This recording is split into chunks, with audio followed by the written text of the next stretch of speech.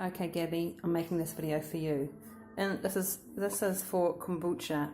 And here I have scobies.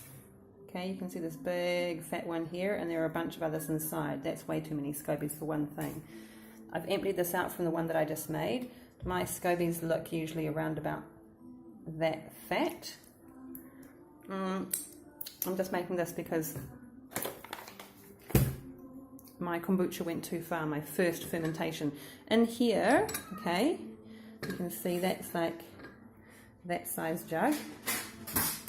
Oh, hi, Feathers Kitten. Hi.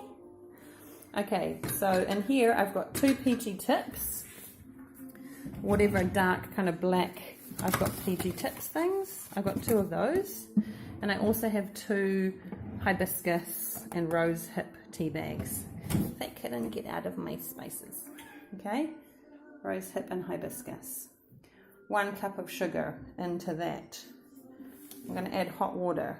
The tabs are going to go in. Actually, I usually add the sugar first because it kind of adds it, mixes at the same time. 2 peachy tips, 2 rose hip and hibiscus. And those are for 2 quite active scobies. So I give it a good stir first. That's boiling water, obviously. I've just boiled the jug. Using the plainest, cheapest, whitest sugar. That's my little, when it's done, it's going to be covered with a muslin cloth and a little kind of a thing that I put around it so nothing can get in. You can do that with your kimchi jar thing. And by the way, sorry, I should just point this out because look, we have bees. This is what happens when you wake up in the middle of the night and you wake your bees up. My bees, they live in a little hive. They built a hive up in that corner outside. Look at them. So cool. But that's first fermentation for kombucha. It's as simple as that. Making a big pot of tea. I'm going to then pour it and I'll show you what I'll do. I just made another one. Okay, so that's a kombucha that I just made now with the same system that I'm using. I took out the extra scobies.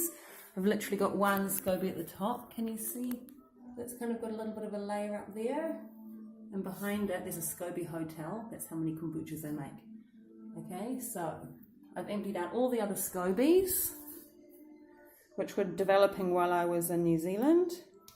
Those are the scobies that developed while I was in New Zealand. It's pretty major. Okay, so that's simply step 1, making a big pot of tea. It's going to go into here. I'm going to take this SCOBY out and I'm going to reuse it.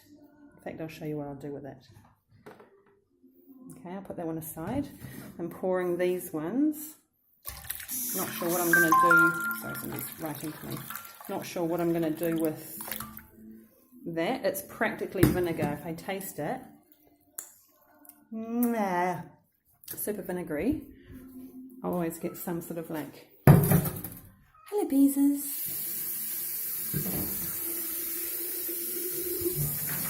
Isn't that mental? You can see them behind the net as well. Okay, so I just give my jar a little bit of a rinse out. That's the jar I'm going to have.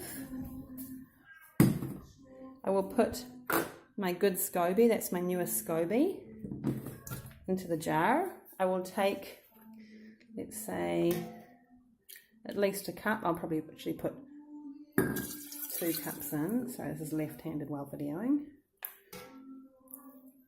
Okay, so that's my starter liquid. That's way more than I need.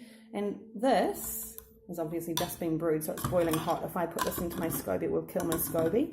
So I'm just going to like stir this every maybe 10 minutes to get the sugar to dissolve properly and then be sort of mixed properly through the liquid. And then once it's not even stone cold, it can be actually a little bit kind of lukewarm, but very, very mildly lukewarm. And then it's going to go put into this jar. And if this doesn't fill up this jar, usually I'd use this much liquid for 2 jars actually. But I'm going to make a strong batch now. So if it comes up to here even, I would fill the rest just with nice clean filtered water. We've got this little kind of filter tap. You've got a filter tap actually. So that's the water that I would use to... I'm blown away by that. These guys have just gone mental. My neighbours tried to kill them while I was gone. that didn't work.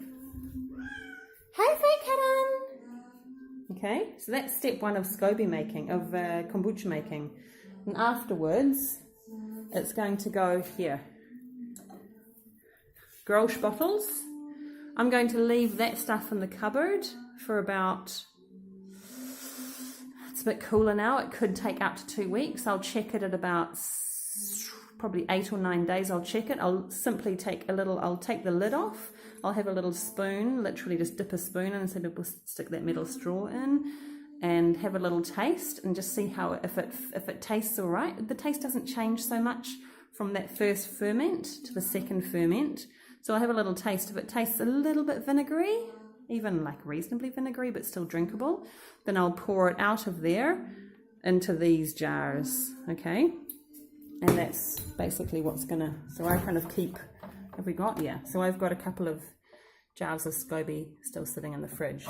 That's one of those smashable bottles, so I'm not thrilled it's sitting there that long. But yeah, good one of those. That's my excess. Don't know what to do with it. I just thought I would teach you that bit, if that makes sense to you. Okay.